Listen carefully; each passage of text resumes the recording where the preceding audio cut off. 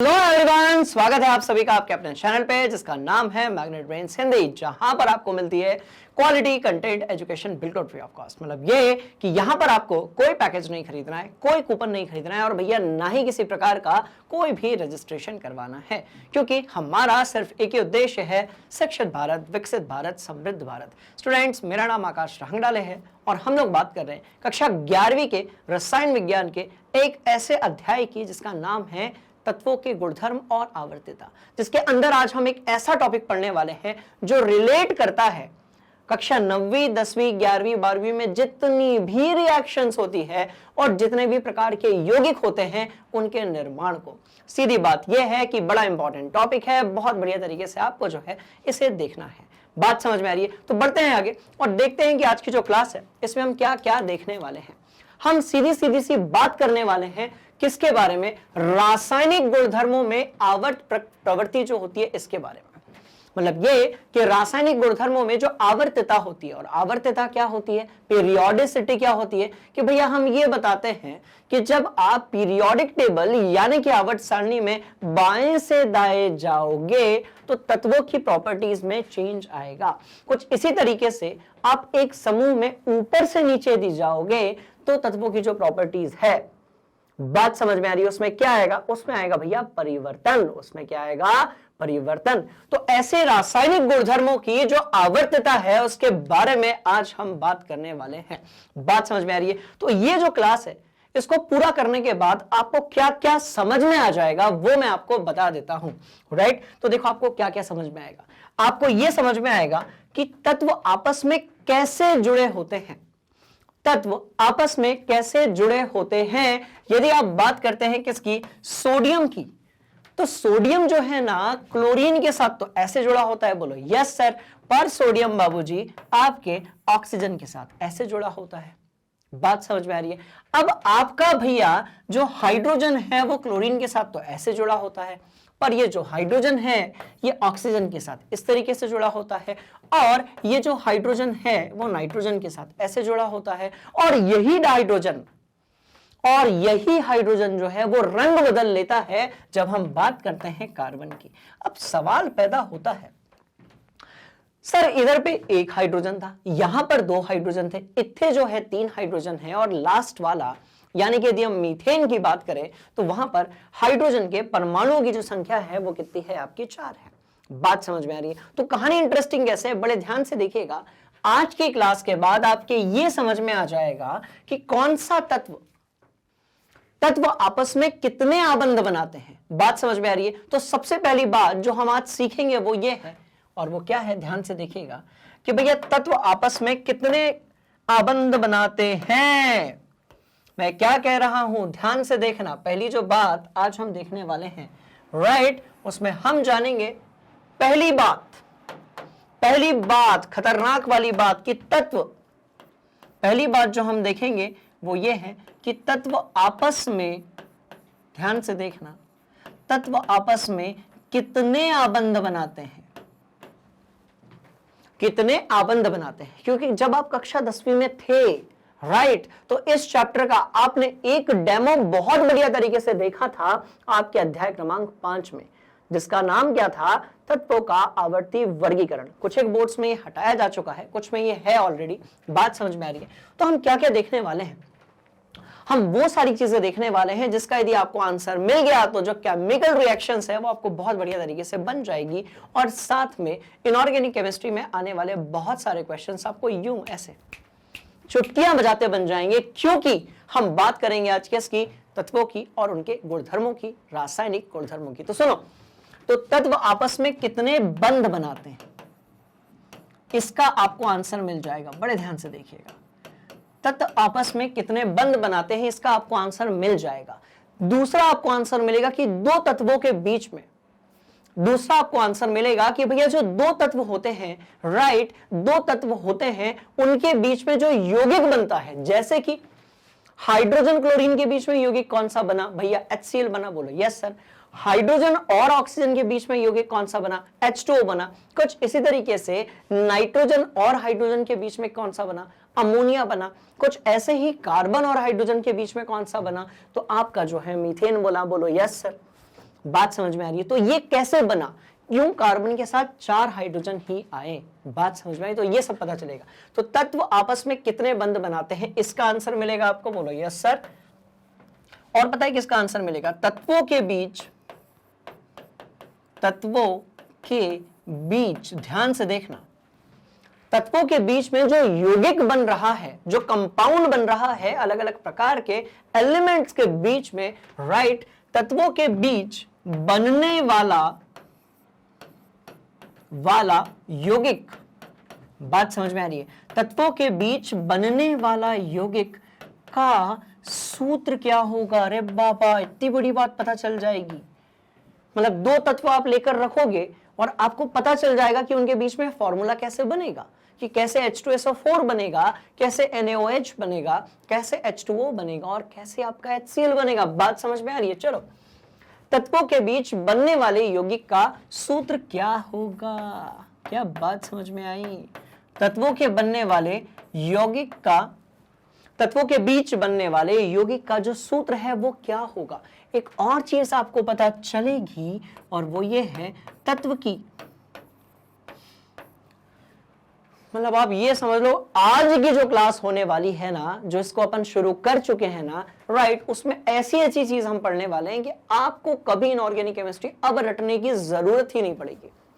Automatically आपको यह समझ में आ जाएगा कि 2 तत्व आपस में किस प्रकार का सूत्र का निर्माण करते हैं, कैसे वो यौगिक बनाते हैं जिससे वो केमिकल रिएक्शन को कर सकते हैं। ध्यान से देखना, तत्व की किसी यौगिक में, बात समझ में आ रही है? अच्छा, मजे की बात पता है क्या है कि इसके जो क्वेश्चंस होते हैं वो सिर्फ इस चैप्टर से नहीं पूछे जाते। जैसा कि मैंने आपको बताया था कि S block, P block, D block, F block, इन सब पर जो है भैया अलग अलग अध्याय बने हुए हैं, कक्षा 11वीं में भी और कक्षा 12वीं में भी। बात समझ में आ रही है? तो उन सब के अंदर भी इन सवालों को पूछा जाता है। तो मैं कह रहा हूं तत्व की किसी यौगिक में ऑक्सीकरण संख्या, क्या बोल रहे? ऑक्सीकरण, हम क्या बोल रहे हैं? ऑक्सीकरण संख्या। हम बात कर रहे हैं तत्व की किसी यौगिक में ऑक्सीकरण संख्या क्या होगी? अरे बाबा, क्या होगी? That's all.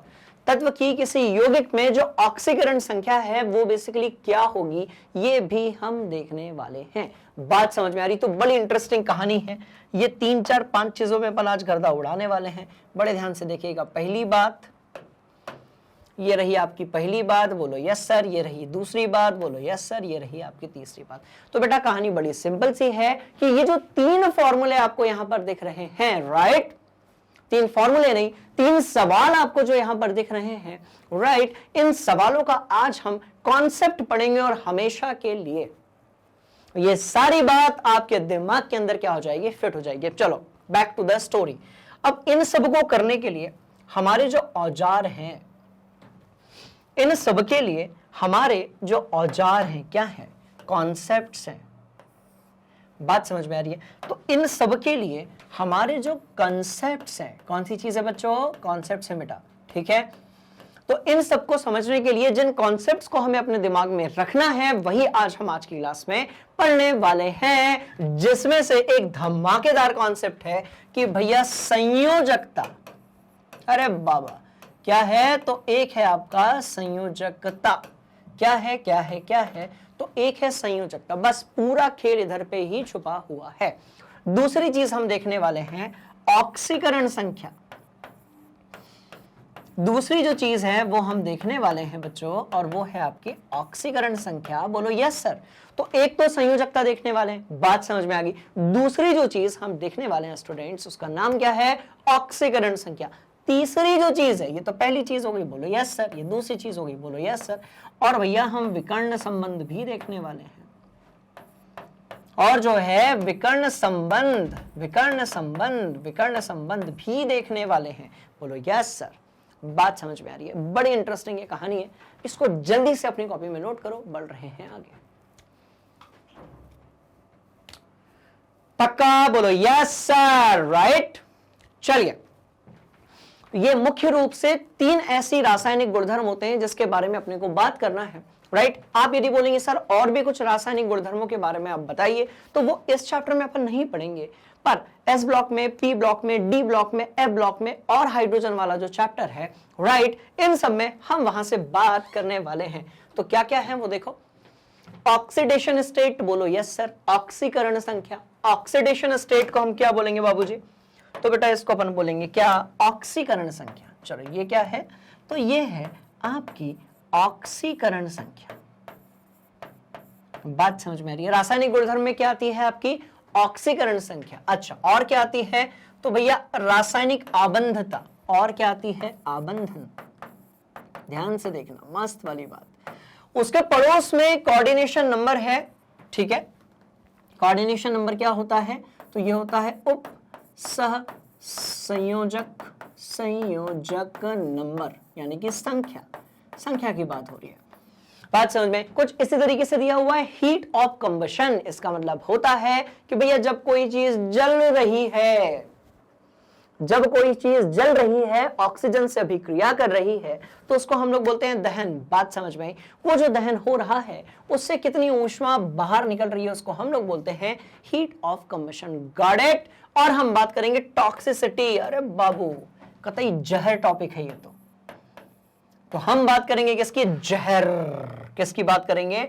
तो हम बात करेंगे कि वो जहरीलापन कितना है उसमें, टॉक्सिसिटी, नुकसानदायक कितना है। साथ में जो फ्लेमेबिलिटी होती है, बात समझ में आ रही है? कितना ज्यादा वो ज्वलनशील है उसको हम बोलते हैं फ्लेमेबिलिटी। साथ में है कोरोसिविटी।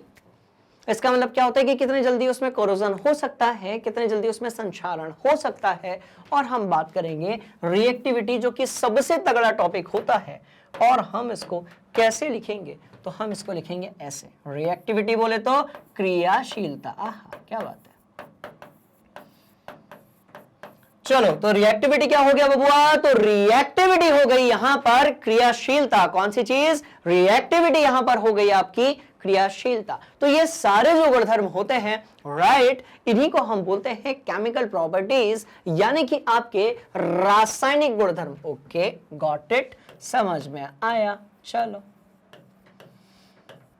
ठीक। और यहां पर इन सबको करने के लिए हमें जरूरत होती है इस खेल को समझने की। बोलो यस सर। बात समझ में आ रही है? चलो तो शुरू करते हैं ये पूरा खेल, जो कि बड़ा ही कैसा है आपका? इंटरेस्टिंग है। कैसे इंटरेस्टिंग है? ध्यान से देखना।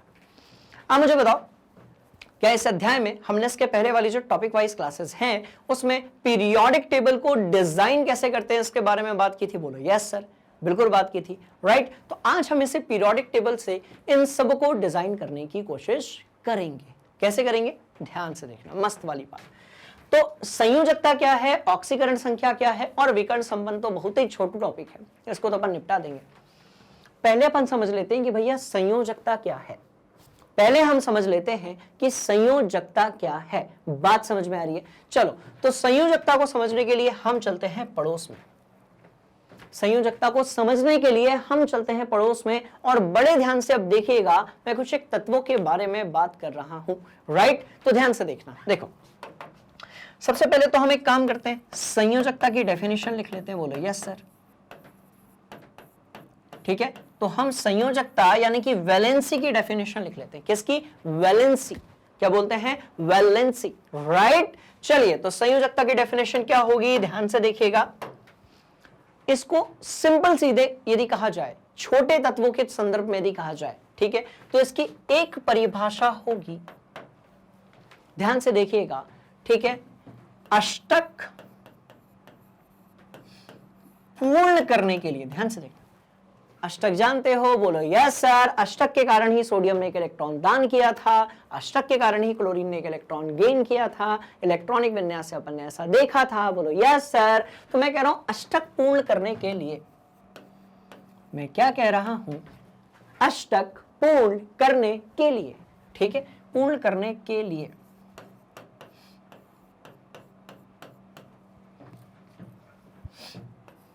जितने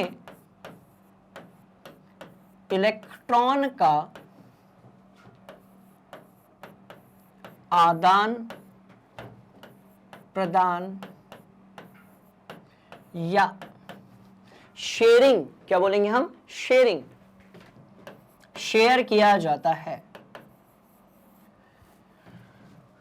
अष्टक पूर्ण करने के लिए जितने इलेक्ट्रॉन का आदान प्रदान या शेयरिंग किया जाता है, बात समझ में आ रही है, राइट। अष्टक पूर्ण करने के लिए जितने इलेक्ट्रॉन का आदान प्रदान या फिर शेयरिंग की जाती है, अष्टक पूरा करने के लिए जितने इलेक्ट्रॉन का आदान प्रदान या फिर शेयरिंग की जाती है, उस संख्या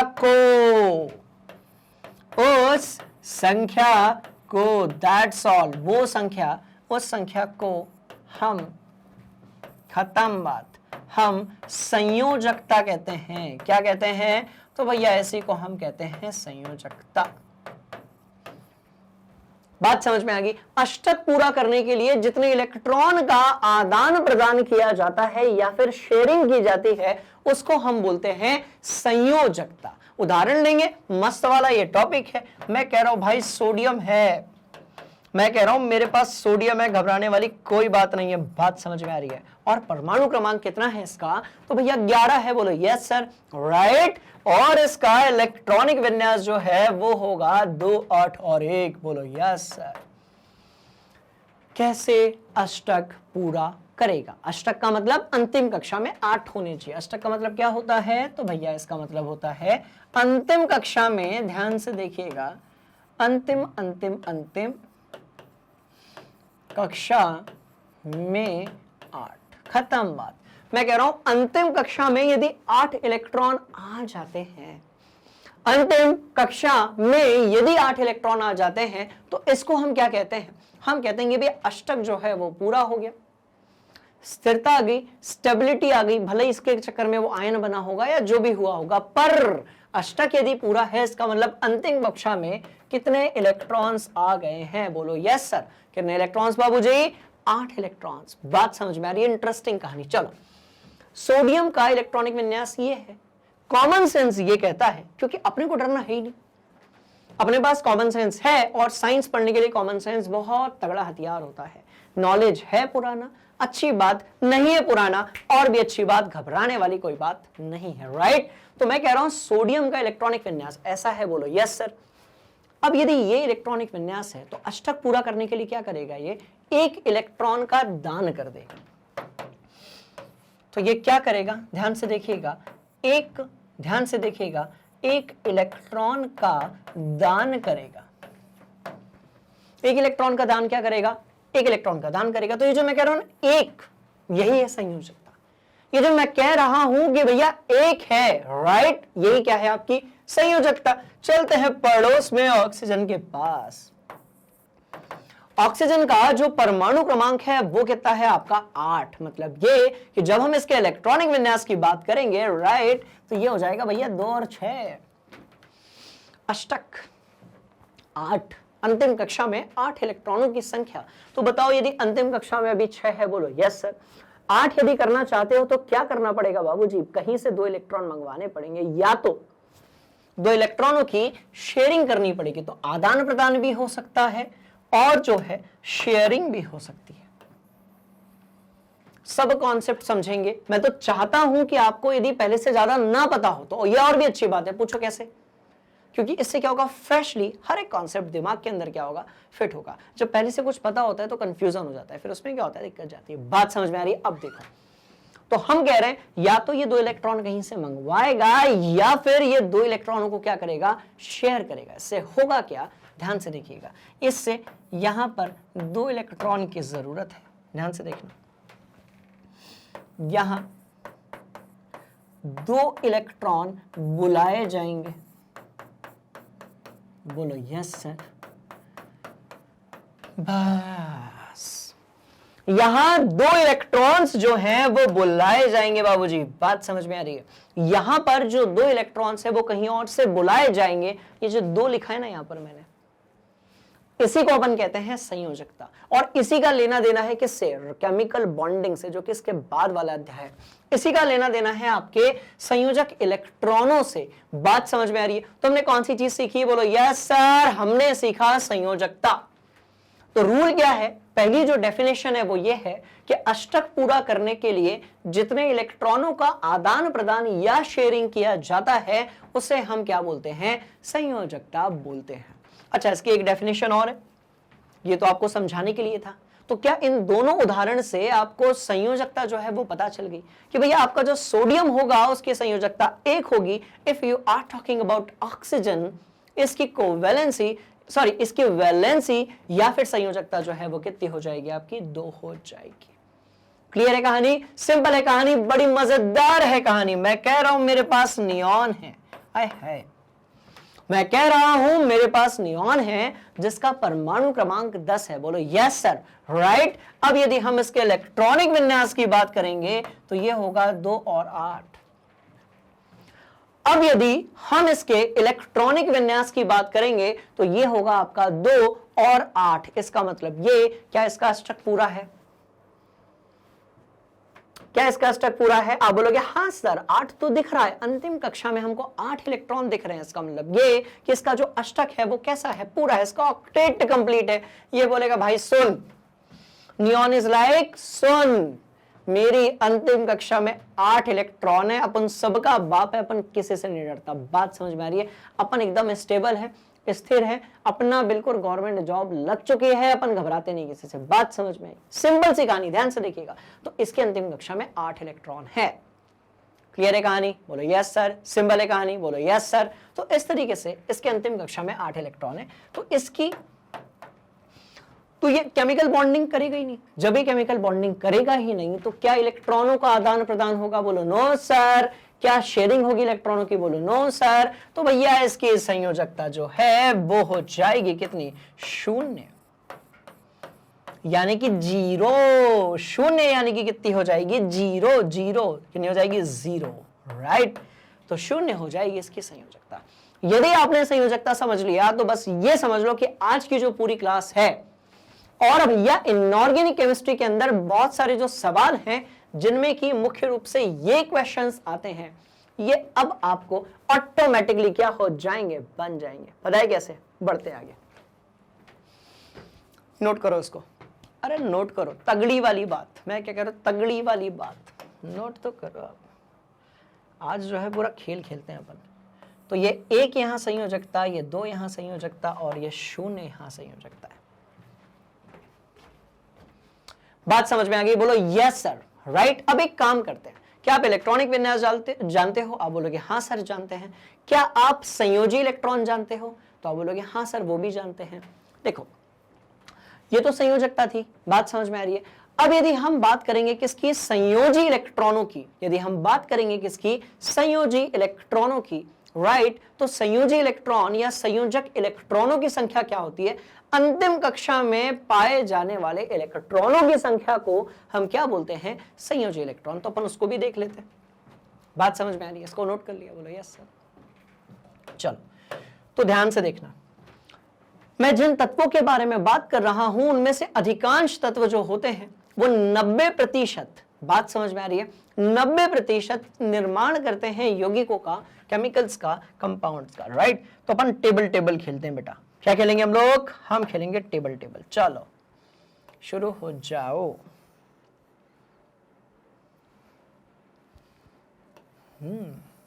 मजा आने वाला है, बहुत मजा आने वाला है, ध्यान से देखना। तो हम खेलने वाले हैं टेबल टेबल। बात समझ में आ रही है? इंटरेस्टिंग ये कहानी है, ध्यान से देखिएगा। और क्यों है बताता हूं। हम खेलने वाले हैं टेबल टेबल।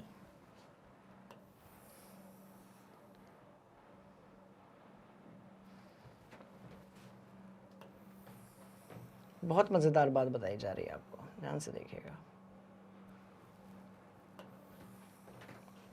और ये टेबल यदि आपके समझ में आ गया, ये टेबल यदि आपके समझ में आ गया तो खेल खत्म। क्यों? बताता हूं। देखो मैंने कहा मैं यहां पर 2 चीजें लिखने वाला हूं, ध्यान से देखना। रुको जरा, लिखूंगा जरूर पर मैं ऊपर लिखूंगा। मेरे साथ साथ आप लोग एक टेबल बनाए। जब तक इनऑर्गेनिक केमिस्ट्री रहेगी, जब तक यौगिक रहेंगे, जब तक केमिकल रिएक्शंस रहेगी, जब तक हम यौगिकों के सूत्र की बात करेंगे, जैसे कि NaCl होता है सोडियम क्लोराइड और H2O होता है आपका वाटर और H2SO4 होता है आपका सल्फ्यूरिक एसिड। तो जब तक हम इन कंपाउंड्स की बात करते रहेंगे तब तक ये टेबल आपको बहुत काम आएगा। और इस टेबल में क्या है, बड़े ध्यान से आप देखिएगा, राइट। इस टेबल में है कुछ खेल और बड़े इंटरेस्टिंग वो खेल है ना, ध्यान से देखना क्यों है बताता हूं।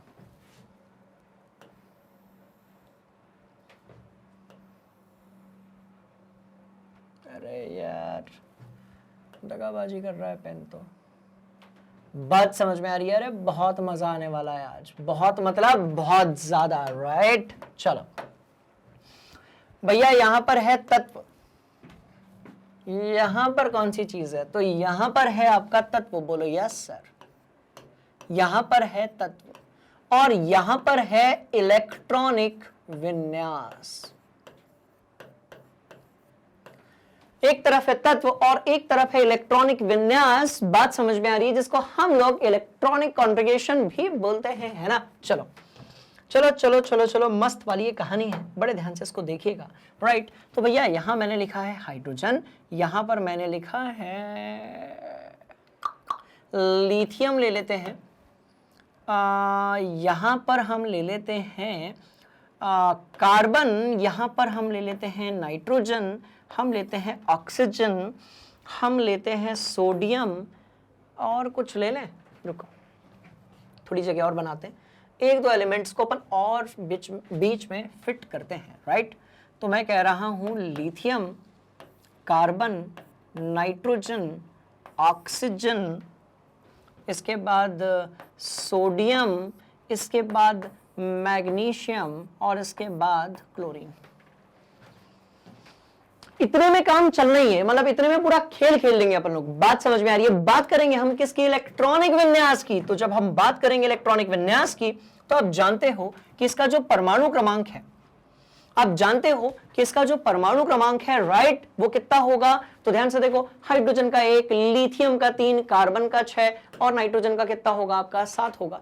तो भैया यहां लिखे हुए हैं तत्व, इस टेबल को अपनी कॉपी में ड्रॉ कीजिए और सबसे पहले आप यहां पर इनका इलेक्ट्रॉनिक विन्यास लिखिए। सिंपल वाला या SPDF वाला बिल्कुल चलेगा, कोई दिक्कत वाली बात नहीं है। फिर बढ़ते हैं आगे, जल्दी से इलेक्ट्रॉनिक विन्यास लिखो। चलो अब क्योंकि आपका इलेक्ट्रॉनिक विन्यास जो है वो बन गया है, तो यहां से जो ये 3 आपके खाली बॉक्सेस हैं, इसको हम आसानी से फिल कर सकते हैं। बात समझ में आ रही है कैसे, बड़े ध्यान से देखिएगा।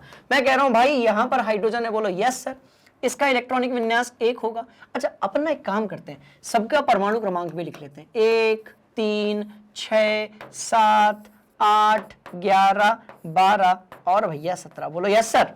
तो इस तरीके से हमने सबका परमाणु क्रमांक यानी कि एटॉमिक नंबर लिख लिया है। हम सबके इलेक्ट्रॉनिक विन्यास की बात करेंगे तो यहां पर 1 होगा, यहां पर 2 और 1 होगा, यहां पर 2 4 होगा, यहां पर 2 5 होगा, यहां पर 2 6 होगा, इधर पे 2 8 और 1 होगा, यहां पर 2 8 और 2 होगा और भैया यहां पर 2 8 और 7 होगा। यस सर बोलो, मस्त वाली ये बात है। अब यदि हम देखें तो अंतिम कक्षा में जो इलेक्ट्रॉन है, राइट, अंतिम कक्षा में जो भैया इलेक्ट्रॉन होते हैं उसको हम बोलते हैं संयोजक या संयोजी इलेक्ट्रॉन। क्या बोलते हैं, अंतिम कक्षा में इलेक्ट्रॉनों की जो संख्या होती है, राइट, उसको हम बोलते हैं क्या, हम बोलते हैं उसको संयोजी इलेक्ट्रॉन। तो यदि हम बात करेंगे, राइट, तो सबके लिए हम बात कर लेते। चलो चलो किसके लिए बात करेंगे हम, तो हम हाइड्रोजन के लिए बात करेंगे, लिथियम के लिए, हम साथ में कार्बन के लिए, फिर हम नाइट्रोजन के लिए, फिर भैया हम बात करेंगे ऑक्सीजन के लिए, हम बात करेंगे सोडियम, मैग्नीशियम और क्लोरीन के लिए। पहले आप मुझे बताओ, क्या आपने जो इलेक्ट्रॉनिक विन्यास लिखा है वो ऐसा आया है आपका, बोलो यस सर।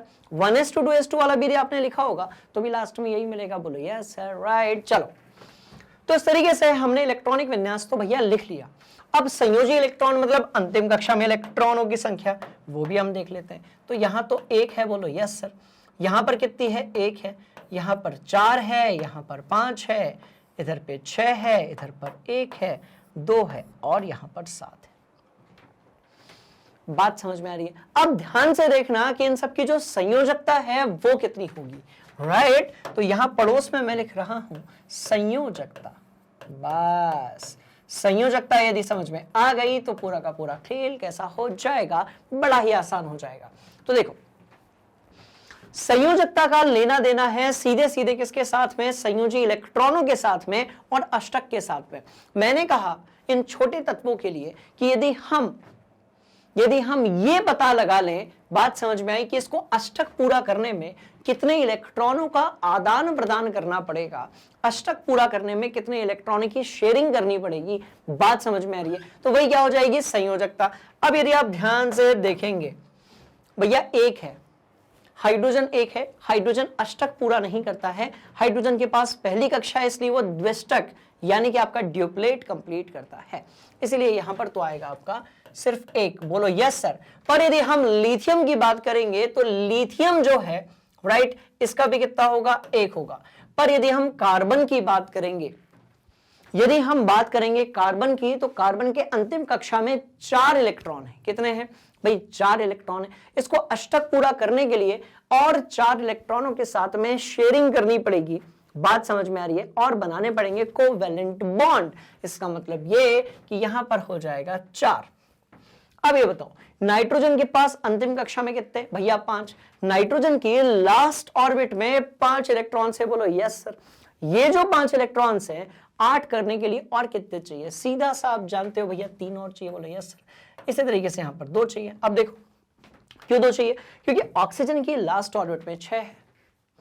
ऑक्सीजन की लास्ट ऑर्बिट में यदि 6 है तो आपको ऑक्टेट पूरा करने के लिए और 2 इलेक्ट्रॉनों की क्या होगी, जरूरत होगी। बात समझ में आ रही है, मस्त वाली ये कहानी। कुछ इसी तरीके से हम यदि सोडियम की बात करते हैं, कुछ इसी तरीके से यदि हम सोडियम की बात करते हैं, तो अब इसके पास 2 ऑप्शन है। या तो ये सोडियम पूरे 7 इलेक्ट्रॉन बाहर से मंगवा ले, या तो ये अपना 1 इलेक्ट्रॉन दान कर दे। तो जब इस वाले इलेक्ट्रॉन को ये दान करेगा, जब इस वाले इलेक्ट्रॉन को ये दान करेगा बबुआ, तो उससे होगा क्या, ध्यान से देखिएगा। जब इस इलेक्ट्रॉन को ये दान करेगा तो उसके अंतिम कक्षा में 8 आ जाएंगे। इसका मतलब 1 इलेक्ट्रॉन के दान करने से उसका काम चल रहा है। मैग्नीशियम कहता है मैग्नीशियम कहता है मैं भी अपने 2 इलेक्ट्रॉन्स जो कि अंतिम कक्षा में उसको डोनेट कर दूंगा, और मैग्नीशियम जो है उसका भी अष्टक क्या हो जाएगा, पूरा हो जाएगा, राइट। तो भैया यहां पर 2 आ जाएगा। और क्लोरीन जो है उसकी अंतिम कक्षा में 7 इलेक्ट्रॉन है। क्लोरीन जो है उसकी अंतिम कक्षा में 7 इलेक्ट्रॉन है। मतलब ये कि अष्टक पूरा करने के लिए उसको 1 इलेक्ट्रॉन की जरूरत है। बात समझ में आ रही है, तो वो 1 इलेक्ट्रॉन यहां पर जरूरत है। तो वो संख्या, बात समझ में आई, वो संख्या जिसके आदान प्रदान या शेयरिंग से, वो संख्या जिसके आदान प्रदान या शेयरिंग से अष्टक कैसा हो गया, पूरा हो गया, उसी संख्या को हम लोग बोलते हैं संयोजकता। हालांकि इसके कुछ अपवाद हैं, पर उसके पीछे भी जो कहानी है उसको हम डिस्कस करेंगे, राइट। चलो तो इस तरीके से भैया हमने सबकी संयोजकता देख ली है, सबके संयोजी इलेक्ट्रॉन देख लिए। हम ये देख लेते हैं कि इलेक्ट्रॉनों के साथ में क्या हुआ। ध्यान से देखना, हम ये देख लेते हैं कि इलेक्ट्रॉन के साथ क्या हुआ, इलेक्ट्रॉन के साथ क्या हुआ, बस। और यदि आपको इलेक्ट्रॉन के साथ क्या हुआ ये समझ में आ गया, तो फिर आपके ये समझ में आ जाएगा कि प्रत्येक तत्व की ऑक्सीकरण संख्या हम कैसे देखते हैं, और प्रत्येक तत्व की आपकी जो बॉन्डिंग होती है, केमिकल बॉन्डिंग होती है, आबंधों की संख्या होती है, वो हम कैसे बताते हैं। तो इलेक्ट्रॉन के साथ क्या हुआ, ध्यान से देखिएगा। देखो 2-3 चीजें अपने दिमाग में फिट कर लो। अधातुएं होती है ना, ठीक है, अधातुएं जो होती हैं वो दूसरी अधातु के साथ शेयरिंग करती है इलेक्ट्रॉन का, दूसरी अधातु के साथ इलेक्ट्रॉन का शेयरिंग करती है। बात समझ में आ रही है। और अधातु धातुओं के साथ में क्या करती है, आदान प्रदान करती है। समझते हैं इस कहानी को।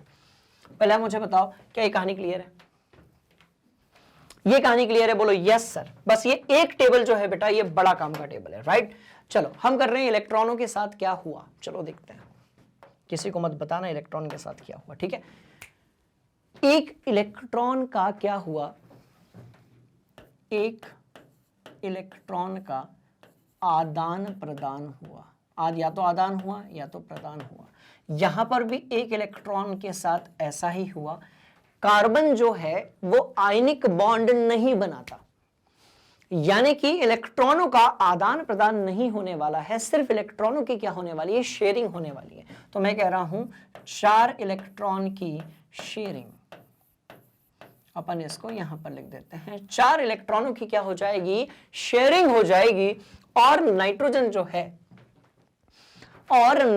जो है वो 3 इलेक्ट्रॉनों की शेयरिंग करेगा। 3 इलेक्ट्रॉनों को वो इलेक्ट्रॉन्स को वो गेन भी कर सकता है। बात समझ में आ रही है? तो ये क्या करेगा, 3 इलेक्ट्रॉन की शेयरिंग करेगा। कुछ इसी तरीके से यदि हम ऑक्सीजन की बात करें तो ऑक्सीजन 2 इलेक्ट्रॉन की, ठीक है, लेगा। हम ऐसे लिख सकते हैं कि शेयरिंग भी होगी और ले भी सकता है। बात समझ में आ रही है? पर धातुएं जो होती हैं वो सामान्यतः क्या करती हैं, इलेक्ट्रॉन को डोनेट करती हैं, दान करती हैं। तो सोडियम 1 इलेक्ट्रॉन दान करेगा, मैग्नीशियम 2 इलेक्ट्रॉन दान करेगा, और आपका जो क्लोरीन है भैया वो 1 इलेक्ट्रॉन या तो शेयर करेगा या इलेक्ट्रॉन ले लेगा। ठीक है, तो 1 इलेक्ट्रॉन या तो शेयर करेगा बेटा या फिर क्या करेगा, ले लेगा। बस खत्म बात।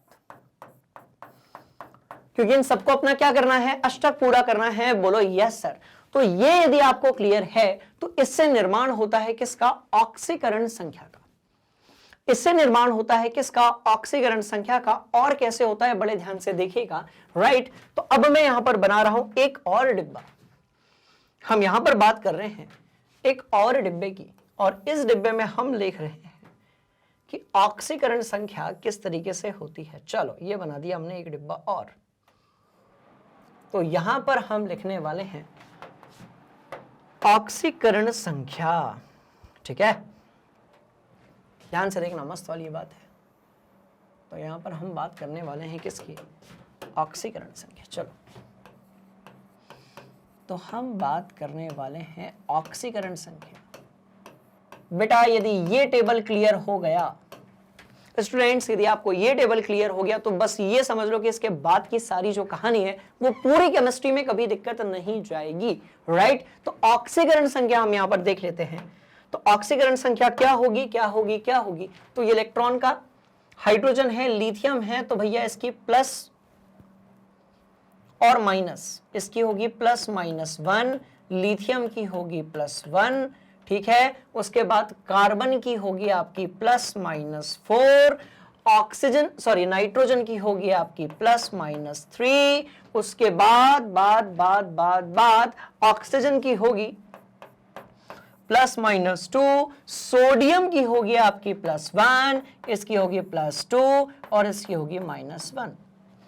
अब सुनो इस कहानी को जो कि बड़ी ही इंटरेस्टिंग है।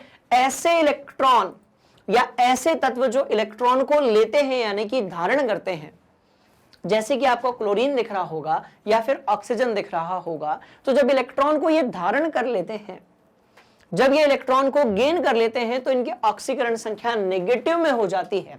और जब ये इलेक्ट्रॉन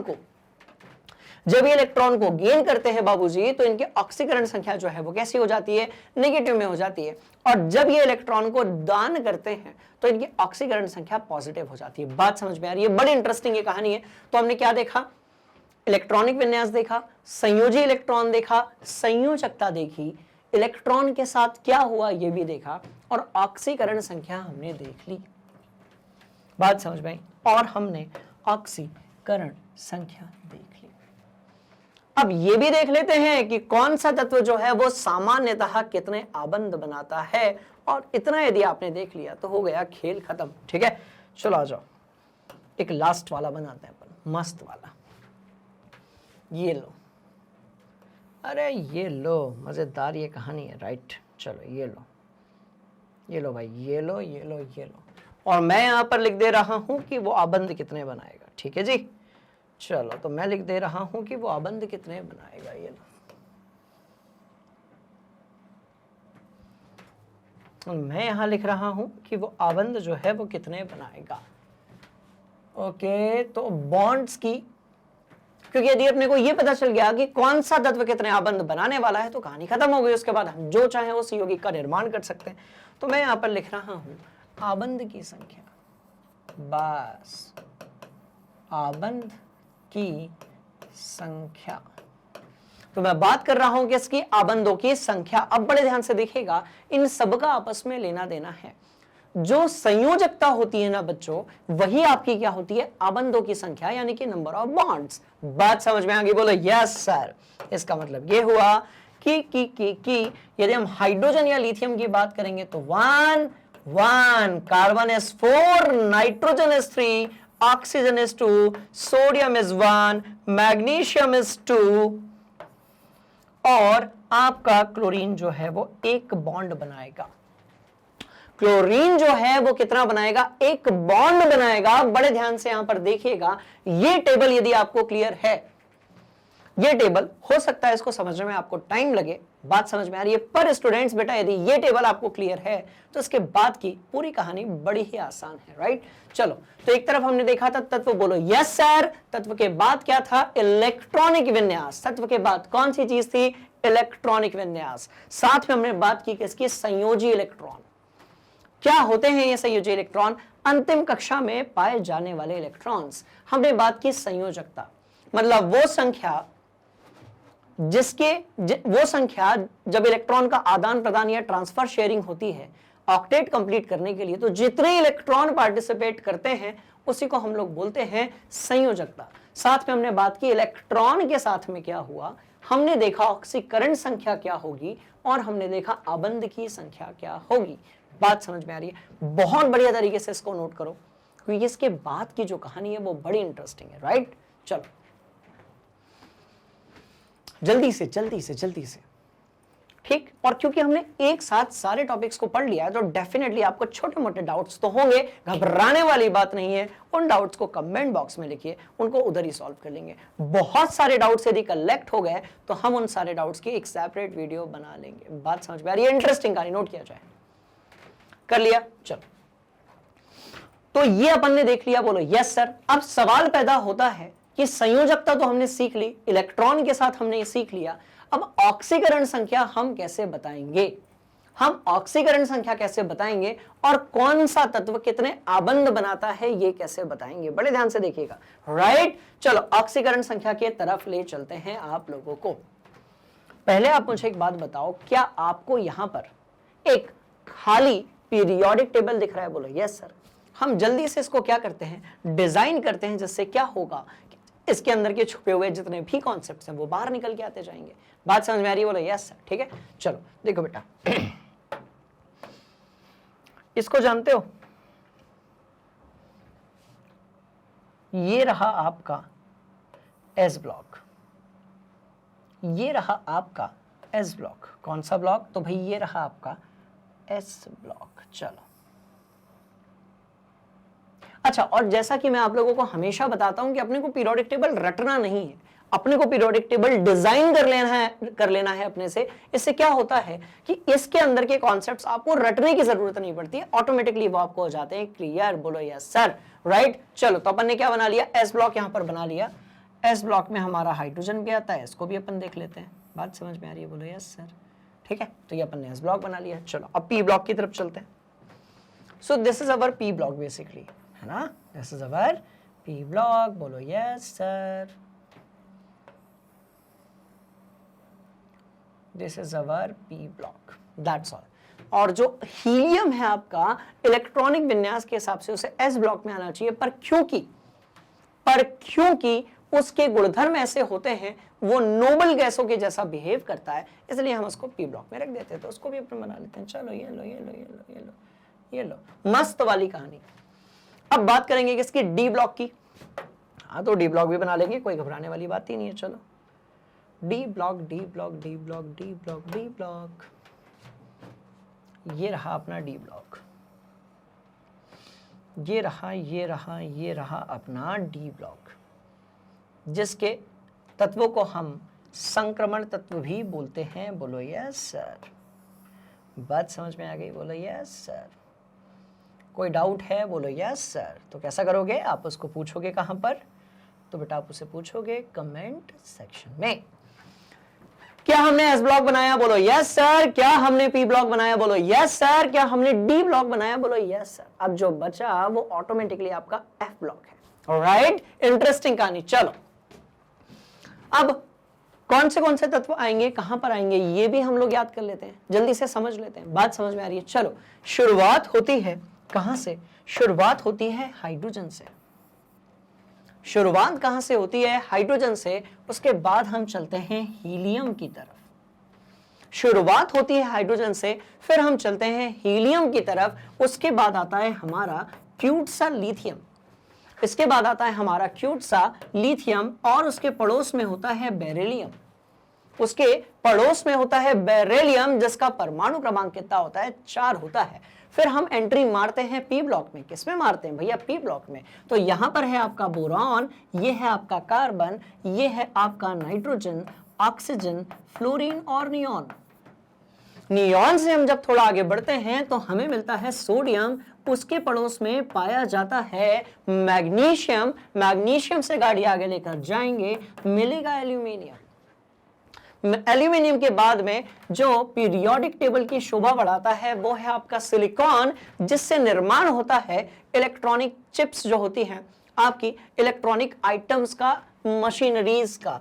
सिलिकॉन के पड़ोस में होता है फास्फोरस, फिर होता है सल्फर, फिर होता है क्लोरीन, और लास्ट में पाया जाता है आर्गन। बोलो यस सर, बात समझ में आ रही है। अब सवाल पैदा होता है कि सर ये जो हरे वाले डिब्बे हैं, ये जो बिल्कुल आपको एकदम लाइट ग्रीन वाले डिब्बे दिख रहे होंगे, ये क्या है? तो ये सारे के सारे जो हैं, ये हैं आपकी उपधातुएं। कौन सी है देख लेते हैं। भैया सिलिकॉन है, बोलो यस सर। सिलिकॉन के नीचे यहां पर है जर्मेनियम, यहां पर है आर्सेनिक, यहां पर है एंटीमनी, यहां पर है आपका टेलुरियम, और भैया यहां पर है पोलोनियम। बोलो यस सर। तो 7 अपने पास क्या है, 7 अपने पास है उपधातुएं। कौन सी ध्यान से देखिएगा। Boron, silicon, germanium, arsenic, antimony, tellurium, polonium. फिर से देखेंगे, polonium, tellurium, antimony, arsenic, germanium, silicon और आपका बोरॉन। बात समझ में आ गई। कुछ भी रटने जैसा है ही नहीं, क्योंकि सारी चीजों को हम खुद डिजाइन कर रहे हैं, और ये इसी तरीके से अपने दिमाग के अंदर क्या होता रहेगा, फिट होता रहेगा। राइट, चलिए अब बात आगे बढ़ते हैं। चलो अब थोड़ा सा और हम दिमाग लगाते हैं कि हम कौन सी समूह को क्या कहते हैं। भैया 17-18 अपने पास समूह है। बोलो यस सर। सबका समूह क्रमांक अपन लिख देते हैं, है ना। तो सबका समूह क्रमांक अपन लिख देते हैं। ये 1 हो गया, ये 2 हो गया, ये 3 हो गया, 4 हो गया, 5 हो गया, 7 हो गया, 8 हो गया, 9 हो गया, 10 हो गया, 11 हो गया, 12 हो गया। बेटा एक बार की मेहनत है, पर मेरे साथ साथ आप इसको डिजाइन कर लो, आप कभी भूलोगे भी नहीं और ऑटोमेटिकली दिमाग में फिट हो जाएगा, रटने की जरूरत नहीं पड़ेगी। राइट, चलो 13 हो गया, 14 हो गया, 15 हो गया, 16 हो गया, 17 हो गया, और ये आपका जो है कैसा हो गया, 18 हो गया। तो ये अपन ने समूह बना लिए, ठीक है। अब हम आवर्त बनाते हैं बाबूजी। अब हम आवर्त बनाएंगे 1, उसके बाद 2, then 3, then 4, then 5, then 6 and 7। हम यही आवर्त इस तरफ भी बनाएंगे। 1, 2, 3, 4, 5, 6, 7। बात समझ में आ गई? बोलो यस सर। कोई घबराने वाली बात, सवाल ही नहीं पैदा होता, ठीक है। तो हमने समूह बना लिए, आवर्त बना लिए, अब तत्वों को भरते हैं। सुनो, अब यदि हम बात करेंगे किसकी, हम 18वें समूह की बात करेंगे, जिसको हम लोग उत्कृष्ट गैसें यानी कि आपकी नोबल गैसेस भी बोलते हैं, आदर्श गैसें भी बोलते हैं। तो ये क्या हो जाएगा, helium, neon, argon, krypton, xenon और भैया रेडॉन। कुछ इसी तरीके से फ्लोरीन, क्लोरीन, यहां पर ब्रोमीन है, यहां पर आयोडीन और यहां पर एस्टेटाइन। कुछ इसी तरीके से यदि हम इधर पर बात करेंगे तो क्या होगा, हेलिना कब्र से फरार। हेलिना को अपने जैसी और भी जो दूसरी हैं जो कब्र के अंदर छुपी हुई हैं, राइट, उन सब के साथ किटी पार्टी करने के लिए जाना था, तो हेलिना हो गई कब्र से फरार। तो हेलिना कब्र से फरार, हेलिना कब्र से फरार। बोलो यस सर, हेलिना कब्र से फरार। एक और तरीका है जो कि बहुत ही ज्यादा पॉपुलर है, वो है आपका हेलिना की रब से फरियाद। पर हमारी जो हेलिना है वो रब से फरियाद नहीं करेगी, वो होगी कैसी? कब्र से फरार। बोलो यस सर।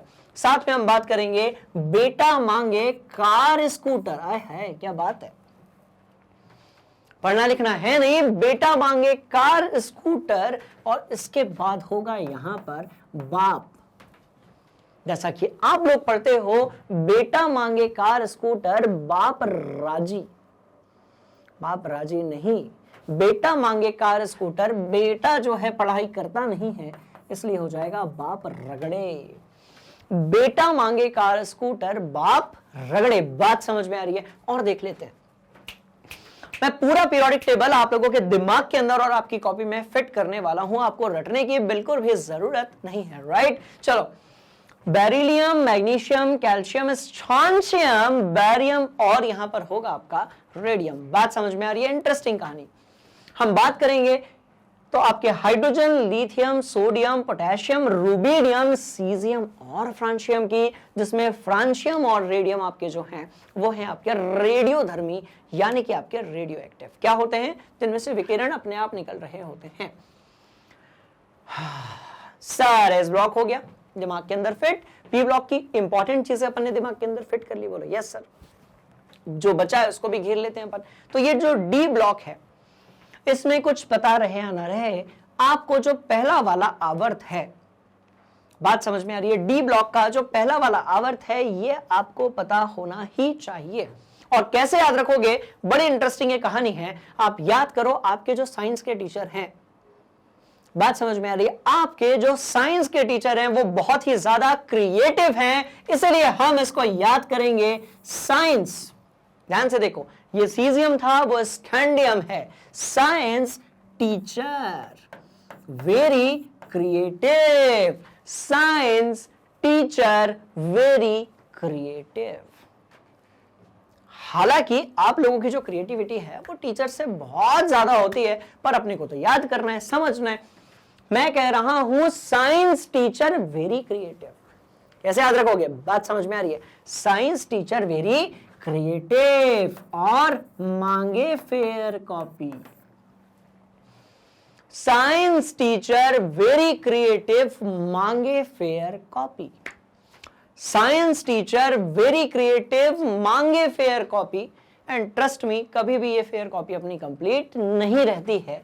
तो मैं कह रहा हूं science teacher very creative, science teacher very creative, मांगे फेयर कॉपी नहीं है complete. Science teacher very creative, मांगे फेयर कॉपी नहीं है कंप्लीट और जाना है घर। साइंस टीचर वेरी क्रिएटिव, मांगे फेयर कॉपी नहीं है कंप्लीट, जाना है घर। नाम देख लेते हैं एक बार। Scandium, titanium, vanadium, chromium, manganese, iron यानी कि लोहा, कोबाल्ट, निकिल, कॉपर और आपका क्या हो गया? तो भैया ये जिंक हो गया। बात समझ में आ रही है? इंटरेस्टिंग कहानी। चलो, साइंस टीचर वेरी क्रिएटिव, मांगे फेयर कॉपी नहीं है कंप्लीट, जाना है घर। क्लियर? बोलो यस सर। चलो, क्या क्या देख लिया? अच्छा, नाम भी देख लेते हैं। आप जानते हो कि ये आपके जो हैं ये क्षार धातुएं हैं। पड़ोस वाली जो है वो क्या है? क्षारीय मृदा धातुएं हैं। एल्केली मेटल से और एल्केलाइन अर्थ मेटल से। ऐसे ही यहां पर आपका La यानी कि लेंथेनियम होता है और यहां पर Ac यानी कि एक्टिनियम होता है। इन सबको हम लेंथेनाइड कहते हैं। लेंथेनियम के बाद जो 14 तत्व आते हैं, इन सबको हम लेंथेनाइड कहते हैं। बोलो यस सर। नीचे वाले जितने हैं उन सबको हम लोग एक्टिनाइड्स कहते हैं। बोलो यस सर। इंटरेस्टिंग कहानी, जल्दी से इतना नोट करो। चलो, कर लिया? अब जल्दी से इतना नोट कर लो। अब अभी तक हमने जो भी पढ़ा है, जो भी आपने अपनी कॉपी में लिखा है, उसको बढ़िया से आप एक बार रिवाइज करो। बढ़ रहे हैं आगे, हम बढ़ेंगे। कैसे हम संयोजकता को देखते हैं पीरियोडिक टेबल में, कैसे हम बात करते हैं ऑक्सीकरण संख्या की, कैसे हम बात करते हैं कि भैया कौन सा तत्व अप्रोक्सीमेटली कितने आबंध का निर्माण करेगा। राइट? तो आप इसको नोट करें, हम बढ़ रहे हैं आगे। तो इस तरीके से यदि आपको ये पूरा टेबल क्लियर है तो हम चलते हैं भैया ऑक्सीकरण संख्या के तरफ। और जैसा कि हमने जाना था कि जो ऑक्सीकरण संख्या है वो आपकी पॉजिटिव और नेगेटिव हो सकती है। इसका सीधे सीधे से लेना देना होता है किसके साथ में, आपका जो आवेश होता है उसके साथ में। कैसे होता है, बड़े ध्यान से देखिएगा, मस्त वाली ये कहानी है। चलो, क्या आप इसे जानते हो, NaCl? बोलो यस सर। ये बेस्ट कपल है भैया केमिस्ट्री के। मतलब सोडियम और क्लोरीन के बीच की जो केमिस्ट्री है वो बहुत ही ज्यादा कैसी है, तगड़ी है। बात समझ में आ रही है? तो मैं कह रहा हूं कि ये Na है और ये है आपका Cl। बोलो यस सर। बात समझ में आ गई? ये सोडियम हो गया और इधर पे क्या हो गया, आपका क्लोरीन हो गया। अब यदि हम गौर से दोनों के इलेक्ट्रॉनिक विन्यास की बात करें, राइट, अभी अपन क्या पढ़ रहे हैं, ध्यान से देखिएगा, हम आवेश को रिलेट करने की कोशिश कर रहे हैं, क्योंकि यदि आपको आवेश समझ में आ गया, राइट, तो आपको ऑक्सीकरण संख्या बन जाएगी। और जहां एक बार आपको ऑक्सीकरण संख्या बनी, जहां एक बार आपको ऑक्सीकरण संख्या समझ में आई, बस ये समझ लो आपकी इनऑर्गेनिक केमिस्ट्री के बहुत सारे जो कॉन्सेप्ट्स हैं वो उसके लपेटे में आ जाएंगे। जैसे कि एक अध्याय भी है रेडॉक्स अभिक्रिया, यानी कि रेडॉक्स रिएक्शन। बात समझ में आ रही है? बड़ी इंटरेस्टिंग ये कहानी है। तो मैं कह रहा हूं भैया NaCl बोलो यस सर। अब यदि हम सोडियम की बात करें तो सोडियम है 11, जिसको हम लोग लिखते हैं 2 8 and 1। क्लोरीन की यदि हम बात करें तो ये है 17, जिसको हम लोग लिखते हैं 2 8 and 7। अब सोडियम को अष्टक पूरा करने के लिए बड़े ध्यान से देखिएगा, सोडियम को अष्टक पूरा करने के लिए एक इलेक्ट्रॉन देना है, क्योंकि भैया एक इलेक्ट्रॉन देने से क्या होगा, ध्यान से देखिएगा, एक इलेक्ट्रॉन के दान करने से अब उसकी अंतिम कक्षा में 8 इलेक्ट्रॉन ही बचेंगे, एक इलेक्ट्रॉन तो चला गया। और क्लोरीन को अष्टक पूरा करने के लिए एक इलेक्ट्रॉन लेना है। तो ध्यान से देखो, ऐसे तत्व, बात समझ में आ रही है, ऐसे तत्व जो इलेक्ट्रॉन को क्या करना चाहते हैं, ध्यान से देखिएगा, ऐसे तत्व जो इलेक्ट्रॉन को क्या करना चाहते हैं, दान करना चाहते हैं, उनको हम बोलते हैं विद्युत धनात्मक। क्योंकि इलेक्ट्रॉन कैसा होता है, नेगेटिव होता है। जो नेगेटिव को दूर भेजना चाहेगा, निकालना चाहेगा, वो कैसा हो जाएगा, जिससे नेगेटिव निकलेगा वो पॉजिटिव हो जाएगा। बोलो यस सर, राइट। तो इधर के जो तत्व होते हैं, यदि हम कंपेयर करें, बात समझ में आ रही है, तो ये वाले जो तत्व होते हैं, ध्यान से देखिएगा, एक इलेक्ट्रॉन इसको लेना है। तो यदि हम धातु अधातु की बात करें तो जो धातुएं होती हैं वो विद्युत धनात्मक होती हैं, और यदि हम अधातुओं की बात करें तो ये कैसी होती है, विद्युत ऋणात्मक होती है। बस खेल खत्म। इसको अपन यहां पर समझ लेते हैं। ध्यान से देखिएगा, बड़ी इंटरेस्टिंग ये कहानी है, राइट। चलो देखो, और ध्यान से देखिएगा, बड़ी इंटरेस्टिंग ये कहानी है, और ऐसा क्यों बना रहा हूं मैं वो भी देखना। अब देखो, तो बेटा सीधी बात ये कि आप यहां पर लिख दीजिए क्या, देखो विद्युत धनात्मकता जो है वो किस तरफ बढ़ेगी, ध्यान से देखना। यदि हम ऊपर और नीचे में कंपेयर करें तो ये होगा आपका पॉजिटिव और ये होगा आपका नेगेटिव। या फिर रुको, ऐसे वाले ना बनाकर यदि अपन सीधे लिख दें तो ज्यादा अच्छा रहेगा, ठीक है। अपन यदि सीधे लिख दें तो ज्यादा अच्छा रहेगा, तो अपन सीधे ही लिख देते हैं, दैट्स ऑल, ये लो।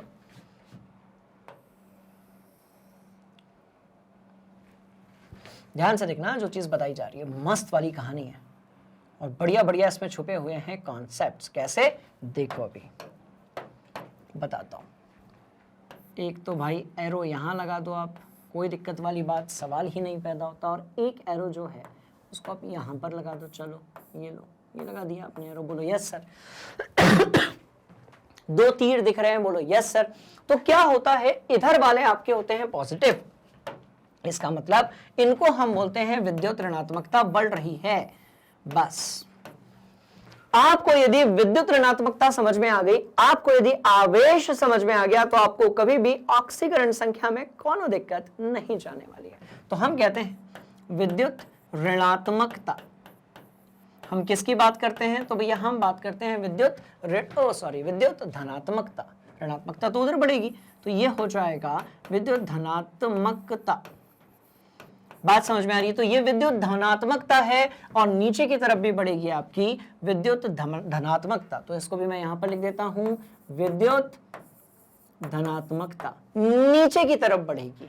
सीधी बात ये कि यदि आपसे कोई पूछे कि बताओ लिथियम और सोडियम में ज्यादा पॉजिटिव कौन है, तो आपका जो आंसर है वो होगा सोडियम।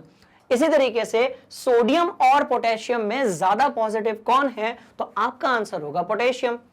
सवाल पैदा होता है ऐसा क्यों है? क्योंकि आपका जो पोटेशियम है वो सोडियम की तुलना में जल्दी इलेक्ट्रॉन का दान करेगा। जो जल्दी इलेक्ट्रॉन का दान करता है उसकी विद्युत धनात्मकता ज्यादा होती है। इसको भी अपन लिख लेते हैं, बात समझ में आ रही है? तो विद्युत धनात्मकता किसकी ज्यादा होती है? जो जो जो जो जो ध्यान से देखिएगा, मैं यहां पर लिख रहा हूं, जो जल्दी इलेक्ट्रॉन का दान कर सकता है, दैट्स ऑल। जो जल्दी से इलेक्ट्रॉन का दान कर सकता है, दैट्स ऑल, खेल खत्म। जो जल्दी से इलेक्ट्रॉनों का दान करेगा वो विद्युत धनात्मक होगा। बात समझ में आ गई? तो इस हिसाब से सोडियम धनात्मक होगा और क्लोरीन कैसा होगा आपका? ऋणात्मक होगा। सोडियम धनात्मक होगा, क्लोरीन आपका कैसा होगा? ऋणात्मक होगा। तो एक बात बताओ, अब सोडियम के ऊपर ये +1 आ गया और क्लोरीन के ऊपर -1 आ गया। क्यों आ गया? क्योंकि सोडियम ने अपना एक इलेक्ट्रॉन दान कर दिया। एक इलेक्ट्रॉन दान करेगा तो प्रोटॉन ज्यादा हो जाएंगे, इलेक्ट्रॉन्स कम हो जाएंगे और उसके ऊपर आवेश धनात्मक आ जाएगा। वही के वही यदि हम क्लोरीन की बात करेंगे तो जो क्लोरीन है उसने इलेक्ट्रॉन क्या किया है? अपने तरफ ले लिया है। तो यदि उसने इलेक्ट्रॉन अपने तरफ ले लिया है, राइट, तो इसका मतलब यह हुआ कि उस पर आ जाएगा नेगेटिव चार्ज और वो हो जाएगा नेगेटिव। बात समझ में? चलो, तो क्या Na+ और Cl- पता चला आपको? ठीक है, चलो इतना पहले आप नोट कर लो, मस्त वाली बात। बस एक इस टॉपिक से पूरा का पूरा खेल खत्म हो जाएगा। इसको बढ़िया से नोट करो। कर लिया? अब देखो, अब मैं ना इसी NaCl को ऊपर की तरफ लिख रहा हूं। अब ये जो NaCl है बेटा जी, इसको मैं कैसे लिख रहा हूं? मैं इसको यहां पर लिख रहा हूं। कैसे? ध्यान से देखना, मैं कह रहा हूं Na+ है and it is connected with what? Cl-। अब आप ध्यान से देखेंगे कि जो तत्व इस तरफ रहते हैं वो आपके पॉजिटिव हैं और जो तत्व आपके किस तरफ होते हैं? ध्यान से देखिएगा, दाएं तरफ होते हैं। वो कैसे होंगे आपके? ये आपका दाया हुआ, बोलो यस सर, दाया हुआ, बाया हुआ। जो आपके दाएं तरफ होंगे वो तुलनात्मक तरीके से नेगेटिव होंगे। बात समझ में आई? मस्त वाली कहानी। चलो, तो अब ध्यान से देखो, तो इस पर जो आवेश है, ध्यान से देखना, इस पर जो आवेश है और इस पर जो आवेश है, ठीक है, आवेश और ऑक्सीकरण संख्या कैसे कनेक्टेड होती है इसको हम लोग समझ लेते हैं, राइट। तो इस पर जो आवेश है, ध्यान से देखोगे, इस पर जो आवेश है वो कैसा है आपका? 1+ है और इस पर जो आवेश है वो 1- है। पर यदि हम ऑक्सीकरण संख्या की बात करेंगे, यदि हम इसके ऑक्सीकरण संख्या की बात करेंगे तो अपने को थोड़ा सा डिफरेंट लिखना है। तो ऑक्सीकरण संख्या की बात करेंगे तो कितनी हो जाएगी भैया? तो इसकी हो जाएगी +1 और यहां पर ऑक्सीकरण संख्या जो है वो हो जाएगी आपकी कितनी? -1। तो यदि प्लस या माइनस आगे की तरफ लगा हुआ है तो ये होगा आपका क्या? आवेश, सॉरी ऑक्सीकरण संख्या। और यदि ये पीछे की तरफ लगा हुआ है तो ये क्या हो जाएगा आपका? आवेश। नोट करो, इंटरेस्टिंग कहानी, राइट? पक्का? ठीक है। अब आवेश का लेना देना किसके साथ में है? ऑक्सीकरण संख्या के साथ में। बस अपने को प्लस माइनस याद रखना है और इन्हीं सब का लेना देना है आबंधों की संख्या के साथ में। आबंधों की संख्या का मतलब क्या होता है? बड़े ध्यान से देखिएगा, ठीक है। चलो अपन बढ़ते हैं आगे। मिटा दूं? बोलो यस सर। ठीक, चलो अब यदि आप ध्यान से यहां पर देखते हैं, अब यदि आप ध्यान से देखते हैं H2O की तरफ, तो बेटा H2O को हम लोग कैसे बनाते हैं? हम बनाते हैं ऑक्सीजन, एक तरफ हाइड्रोजन, एक तरफ हाइड्रोजन। यही हमारा H2O है। बोलो यस सर। अब आप मुझे एक बात बताओ, हाइड्रोजन ने कितने आबंध बनाए? आप बोलोगे सर 1। इस हाइड्रोजन ने कितने बनाए? आप बोलोगे 1। ऑक्सीजन ने कितने बनाए? आप बोलोगे 2। बात समझ में आ गई? अब 1 2 ये आपके समझ में आ गया होगा। अब आप यहां से देखो, ऑक्सीजन और हाइड्रोजन के यदि हम कंपेयर करें, ऑक्सीजन को यदि हम हाइड्रोजन से कंपेयर करें तो बताओ पॉजिटिव कौन होगा? सिंपल सी चीज, जो इधर आ रहा है वो पॉजिटिव है, तो जो पॉजिटिव है उसके आगे पॉजिटिव लिख दो और जो नेगेटिव है उसके आगे आप क्या लिख दें? तो भैया आप उसके आगे लिख दें नेगेटिव। बात समझ में आ गई? +-2 में +1 और +1 को जोड़ दोगे तो आपका आंसर वैसे ही कितना आ जाएगा? 0 आ जाएगा। बात समझ में आ रही है? तो एक तरफ पॉजिटिव, एक तरफ आपने क्या लिख दिया? नेगेटिव लिख दिया। क्या लिख दिया आपने? नेगेटिव। चलो ये कहानी क्लियर है? बोलो यस सर। ये कहानी यदि आपको क्लियर है तो हम किसी भी चीज के डायग्राम से, बात समझ में आ रही है, हम उसके डायग्राम से आवेश भी बता सकते हैं, ऑक्सीकरण संख्या भी बता सकते हैं और आबंधों की संख्या भी बता सकते हैं, क्योंकि ये सब ऑलमोस्ट एक ही जैसी होती है। बात समझ में? तो यहां पर हाइड्रोजन का ऑक्सीकरण संख्या कितनी है बेटा? +1। यहां पर कितनी है? +1। यहां पर कितनी है? -2। बात समझ में? इसी तरीके से हम बात करते हैं कैल्शियम ऑक्साइड की, जिसको आप लोग क्या बोलते हो? चूना। अब कैल्शियम कितने बॉन्ड बनाएगा? कैल्शियम यहां पर है दूसरे आपके समूह में, तो कैल्शियम कितने बॉन्ड्स? 2। ऑक्सीजन कितने बॉन्ड्स? 2। समझ लेते हैं। देखो, यदि मैं यहां कहीं पर ऑक्सीजन को की बात करूं तो ऑक्सीजन कितने बनाएगा? 2 2 2 2 2 2 2 आबंध बनाएगा। बात समझ में आ रही है? ऑक्सीजन कितने बनाएगा? 2। और कैल्शियम भी कितने बनाएगा? 2। तो दोनों को यदि हम लिखेंगे तो हम ऐसे लिखेंगे, ध्यान से देखना, Ca डबल बॉन्ड O। तो कैल्शियम ने कितने आबंध बनाए? तो ध्यान से देखिएगा, इसने बनाए 2, ऑक्सीजन ने भी बनाए 2, पर कैल्शियम देखो इधर है, ऑक्सीजन यहां पर है। तो जैसे जैसे हम इस तरफ जाते हैं विद्युत धनात्मकता बढ़ती है, राइट? तो इसका मतलब यह हुआ कि ऑक्सीजन आपका नेगेटिव होगा और कैल्शियम आपका पॉजिटिव होगा। बात समझ में आ रही है? ऑक्सीजन आपका नेगेटिव होगा और कैल्शियम आपका पॉजिटिव होगा। तो याद कुछ भी नहीं रखना है, अपने को सिर्फ ये आवर्तता देखनी है धनात्मकता की, कि किधर जाने पर पॉजिटिविटी बढ़ेगी और किधर जाने पर नेगेटिविटी बढ़ेगी। क्लियर? तो इस तरीके से ऑक्सीकरण संख्या अपन ने देख ली। बोलो यस सर। तो ऑक्सीकरण संख्या में हम तुलना करते हैं। ऑक्सीकरण संख्या में हम क्या करते हैं बच्चों? तो इसमें करते हैं बेटा हम लोग तुलना। कैसे करते हैं? बड़े ध्यान से देखना, इन दोनों को नोट करो। चलो हरी अप। ऑक्सीकरण संख्या में हम लोग करते हैं तुलना। अब एक बात बताओ, क्या यहां पर आपने HCl लिखा है? बोलो यस सर। इसको हम लोग कैसे लिखेंगे? इसको भी मिटा देते हैं, है ना। और क्या यहां पर आपने NaH लिखा है? बोलो यस सर। तो जब आप बात करोगे किसकी? HCl की, तो आप उसको कैसे लिखोगे? H और सिंगल बॉन्ड Cl। NaH में आप बात करोगे Na और सिंगल बॉन्ड H। अब आप मुझे बताओ, हाइड्रोजन और क्लोरीन में पॉजिटिव कौन होगा? हाइड्रोजन पॉजिटिव होगा, क्लोरीन आपका नेगेटिव होगा। बात समझ में? तो ये हो जाएगा आपका 1 और 1। आबंध कितने बनाए? 1 1 बनाए, इसलिए यहां पर +1 और ये यहां पर भी +1। बोलो यस सर। पर यदि हम बात करेंगे NaH की, तो अब एक यदि हम समूह में बात करेंगे तो सोडियम हमारा ज्यादा पॉजिटिव है कंपेयर टू व्हाट? हाइड्रोजन। तो जो ज्यादा पॉजिटिव है उसके ऊपर यहां पर +1 और यहां पर -1। तो यदि आप देखेंगे तो आप पाएंगे कि भैया यहां +1 है और यहां पर -1 है। तो किसी तत्व की जो ऑक्सीकरण संख्या होती है वो तुलनात्मक तरीके से, राइट, किसी तत्व की जो ऑक्सीकरण संख्या होती है वो तुलनात्मक तरीके से होती है। कैसे होती है? एक एग्जांपल और देता हूं, ध्यान से देखना। मैंने यहां पर लिखा है, क्या मैंने लिखा है H2O और यहां पर मैंने लिखा है OF2। अब H2O को यदि मैं बनाऊंगा तो मैं बनाऊंगा ऑक्सीजन और भैया यहां पर एक हाइड्रोजन, यहां पर एक हाइड्रोजन। और OF2 को यदि मैं बनाऊंगा तो मैं बनाऊंगा कैसे? ऑक्सीजन, यहां पर फ्लोरीन और यहां पर फ्लोरीन। बात समझ में आई? अब ध्यान से देखिएगा इस कहानी को। भैया इधर भी ऑक्सीजन ने 2 आबंध, यहां पर भी ऑक्सीजन ने 2 आबंध बनाए, पर अंतर क्या है? ध्यान से देखिएगा, आबंधों की संख्या तो सेम है। आबंध कैसे काउंट करते हैं? अरे भाई ऑक्सीजन से 2 डंडी जुड़ी है, ऑक्सीजन से 2 ऐसी डंडी जुड़ी है, तो कुल आबंध ऑक्सीजन ने कितने बनाए बाबूजी? तो इसने बनाए आपके 2। बात समझ में आई? पर ऑक्सीजन को यदि आप हाइड्रोजन से कंपेयर करोगे तो कहां रहा ऑक्सीजन? भयंकर नेगेटिव, और आपका हाइड्रोजन जो है कैसा रहा? भयंकर पॉजिटिव।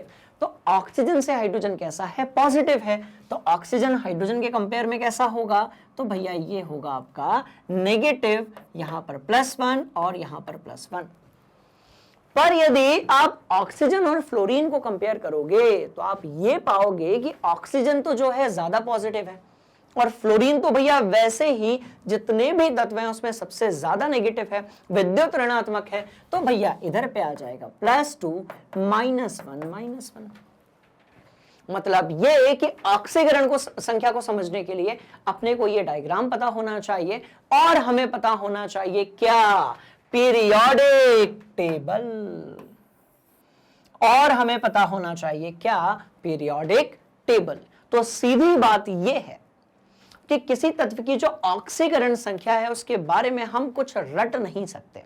ऑक्सीकरण संख्या जो रहेगी पड़ोस वाले तत्व को देखकर बताई जाएगी कि ये पॉजिटिव है या नेगेटिव है। इसको कैलकुलेट करने के और भी तरीके होते हैं जिसको हम पढ़ने वाले हैं रेडॉक्स रिएक्शन में। बात समझ में आई? तो ये बात थी किसकी, ऑक्सीकरण संख्या की। तो उसको आप जब तक कंपेयर नहीं करोगे आपको बनने वाली बात नहीं है। बात समझ में आ गई? बोलो यस सर। ठीक, यदि आपको ये क्लियर है तो अब जो चीज मैं करने जा रहा हूं उसको बड़े ध्यान से आप लोग देखिएगा। क्लियर? चलो पहले सर इतना नोट कर लो। चलो हो गया? ठीक यहां से इसको अपन आगे बढ़ाते हैं और इन सबको भी हम यहां से हटा देते हैं। ध्यान से देखिएगा, इन सबको मैं यहां से हटा देता हूं। सीधी बात, आपका जो पीरियोडिक टेबल है उसी के अंदर छुपा हुआ है पूरा का पूरा ज्ञान, राइट? इसलिए पीरियोडिक टेबल को अपने को रटना नहीं है बेटा, इसको अपने को दिमाग में बढ़िया तरीके से पोछा लगाना है, यानी कि फिट करना है। चलो दिख गया? बोलो यस सर। चलो अब हम बात करते हैं कुछ इंटरेस्टिंग कहानियों की जो कि आपके सामने है। ध्यान से देखिएगा।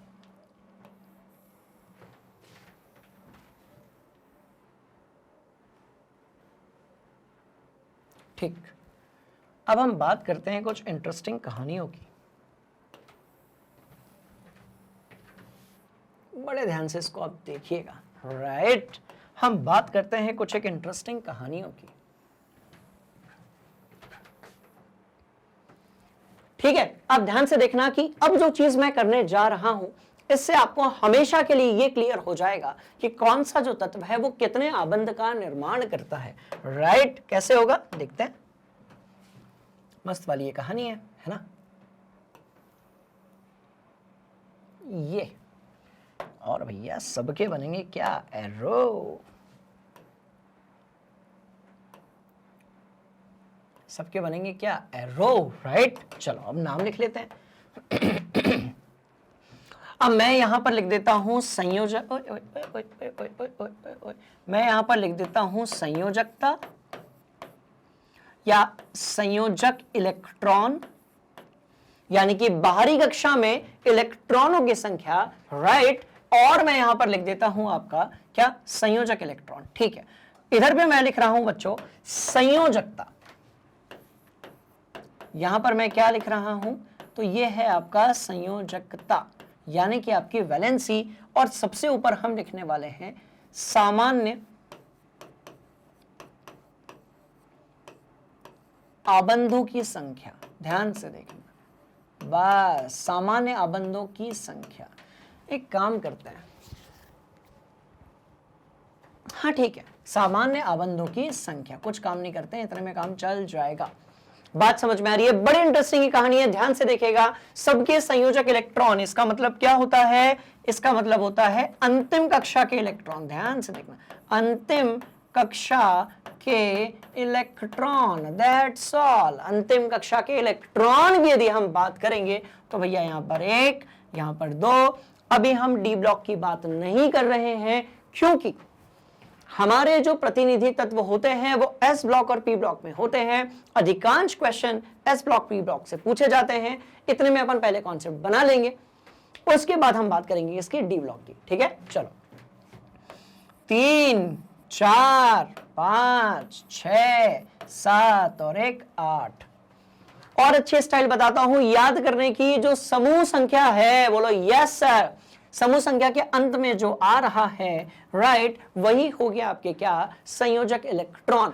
हम बात करेंगे संयोजकता की, तो संयोजकता हो जाएगी आपकी 1, बोलो यस सर, 2, 3, 4, 5 नहीं होगी। संयोजकता कितनी हो जाएगी, तो ये हो जाएगी 3, 2, 1, और यहां पर कितना हो जाएगा आपका, 0 हो जाएगा।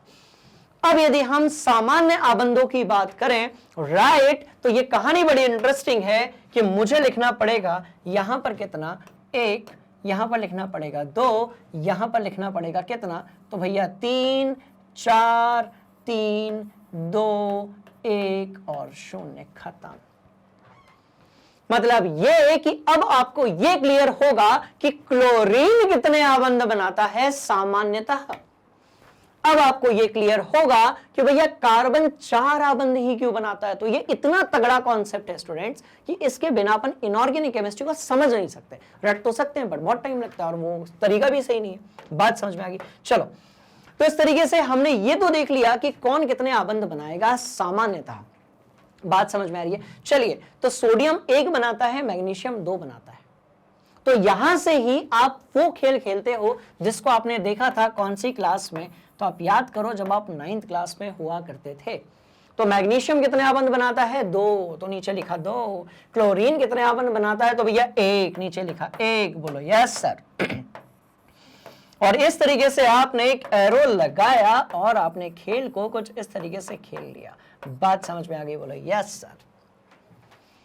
इसका मतलब ये कि जो 3 चीजों को हमने आवर्त सारणी के साथ डिजाइन किया हुआ है, ये 3 चीजें बड़ी ही कैसी हैं भैया, इंपॉर्टेंट है, इसको नोट कर लो। चलो,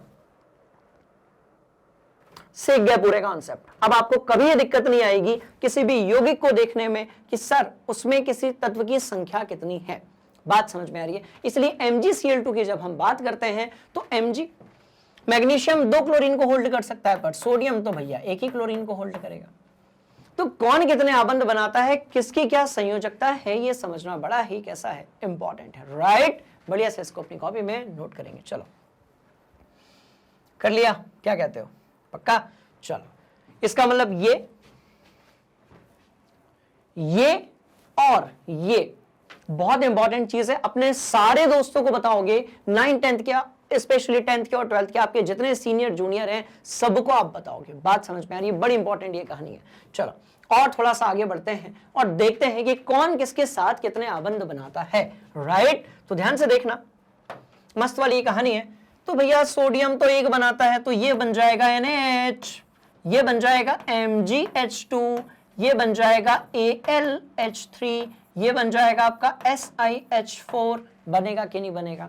कुछ इसी तरीके से हम क्लोरीन की बात करेंगे तो ये बनेगा NaCl, ये बनेगा MgCl2, ये बनेगा AlCl3। बोलो यस सर। ऑक्सीजन के साथ बनेगा Na2O। तो हाइड्राइड मिले, ध्यान से देखिए, इनको हम क्या बोलेंगे, तो भाई ये होंगे आपके हाइड्राइड। हाइड्रोजन के साथ वाले यौगिक हाइड्राइड, ऑक्सीजन के साथ वाले ऑक्साइड और क्लोरीन के साथ वाले होंगे आपके क्लोराइड। बात समझ में आ गई। तो बड़ी इंटरेस्टिंग ये कहानी है। चलो, यहां पर आ जाएगा MgO, उसके पड़ोस में Al2O3 आ जाएगा। तो इस तरीके से आप सारे बना सकते हो, इस तरीके से आप सारे बना सकते हो। इसको बढ़िया से आप बनाइएगा, अपनी कॉपी में लिखिएगा और मुझे कमेंट बॉक्स में पूछिएगा यदि आपको कोई डाउट होता है तो। राइट, इंटरेस्टिंग कहानी। और आगे बढ़ते हैं। चलो, अब देखो कुछ और हमें रासायनिक जो ट्रेंड्स हैं, ठीक है, उसको ध्यान देने की जरूरत है, समझने की जरूरत है। कैसे, ध्यान से देखिएगा। मैं कह रहा हूं अम्लीय ऑक्साइड के गुण उस तरफ बढ़ेंगे, अम्लीय ऑक्साइड के गुण जो है वो इस तरफ बढ़ेंगे, मतलब क्षारीय ऑक्साइड उधर होगा। अब सवाल पैदा होता है कि सर अम्लीय ऑक्साइड क्या होता है और क्षारीय ऑक्साइड क्या होता है। ध्यान से देखना। देखो बेटा, हम एक धातु ऑक्साइड लेते हैं। क्या लेते हैं, एक धातु ऑक्साइड लेते हैं। ध्यान से देखना, मैंने कहा CaO। धातु ऑक्साइड को यदि मैं जल में मिलाता हूं, हाँ 10th क्लास वाले कॉन्सेप्ट को ही हम डिस्कस कर रहे हैं क्योंकि ये सब कुछ हमने पढ़ा है कक्षा 10वीं में। राइट, तो मैंने धातु ऑक्साइड को जल से मिलाया, क्या मिला मुझे, CaOH2। क्या इसको आप क्षार बोलते हो, बोलो यस सर। तो धातु ऑक्साइड कैसे होते हैं आपके, क्षारीय होते हैं। धातु ऑक्साइड कैसे होते हैं, ध्यान से देखिएगा, धातु ऑक्साइड कैसे होते हैं। राइट, तो ये होते हैं आपके क्षारीय।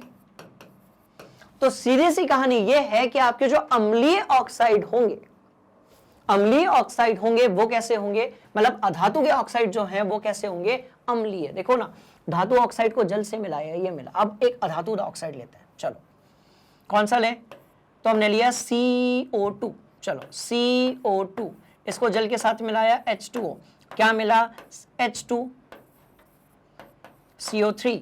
बात समझ में आई? इसका मतलब ये हुआ, बड़ी इंटरेस्टिंग कहानी है। इसका मतलब ये हुआ कि CaCO2 एक ऐसा ऑक्साइड है जिसको पानी से मिलाया तो भैया अम्ल मिला, तो ये कैसा ऑक्साइड होगा? अम्लीय। तो एक बात बताओ, जिधर पे अच्छे अधातु होंगे उधर पे ही तो अम्लीय ऑक्साइड होंगे, बोलो यस सर। तो इस तरफ होंगे आपके अम्लीय ऑक्साइड। दूसरी बात ये, इधर जाने पर आपको अधातु मिलती है, बोलो यस सर। तो अधात्विक लक्षण उधर बढ़ेंगे, ऑक्सीकरण गुण जो है वो भी इधर बढ़ेगा। तो जैसे वो 3 गुणधर्म इस तरफ बढ़ रहे हैं, वैसे ही ये 3 गुणधर्म भी ऊपर की तरफ बढ़ेंगे। इसको अपन यहां से हटा देते हैं, बढ़िया से आप इसको अपनी कॉपी में नोट कर लो। चलो, तो इस तरीके से भैया ये सारे जो ट्रेंड्स हैं, आपकी आवर्त्यता है, ये दिमाग के अंदर रखनी है फिट। यहां से आते हैं बहुत सारे क्या क्वेश्चंस। बात समझ में आ रही है? ठीक है, अब देखो ये कॉन्सेप्ट क्लियर है, बोलो यस सर। क्या यहां पर कोई दिक्कत वाली बात? सवाल ही नहीं पैदा होता, जो चीज बची हुई है उसको फिल करने की कोशिश करो। बात समझ में आ रही है? और बढ़ते हैं आगे। ये जो चीज है ये सबसे इंपॉर्टेंट है आज की पूरी क्लास का, इसको बढ़िया तरीके से अपनी कॉपी में और दिमाग में नोट करना है, और कोई भी जो है इस कॉन्सेप्ट को रटेगा नहीं। बात समझ में आ गई? और हम बात करेंगे किसकी भैया? हम बात करेंगे एक ऐसे टेबल की जिसने जो है इनऑर्गेनिक केमिस्ट्री की दुनिया में तहलका मचाकर रखा हुआ है। इस टेबल में हमने एक साथ देख लिया तत्व क्या है, इलेक्ट्रॉनिक विन्यास क्या है, संयोजी इलेक्ट्रॉन, संयोजकता, इलेक्ट्रॉन के साथ क्या हुआ, ऑक्सीकरण संख्या और आबंधों की जो संख्या है, इसमें कौन सा खेल छुपा हुआ है, इन सब की हमने क्या कर ली है बातें। बात समझ में आ रही है? बढ़ते हैं थोड़ा सा और आगे। चलो, और हमने ये देखा था कि हम आज की क्लास में अब क्या क्या सम सीख चुके हैं कि तत्व आपस में कितने बंध बनाते हैं, बोलो यस सर।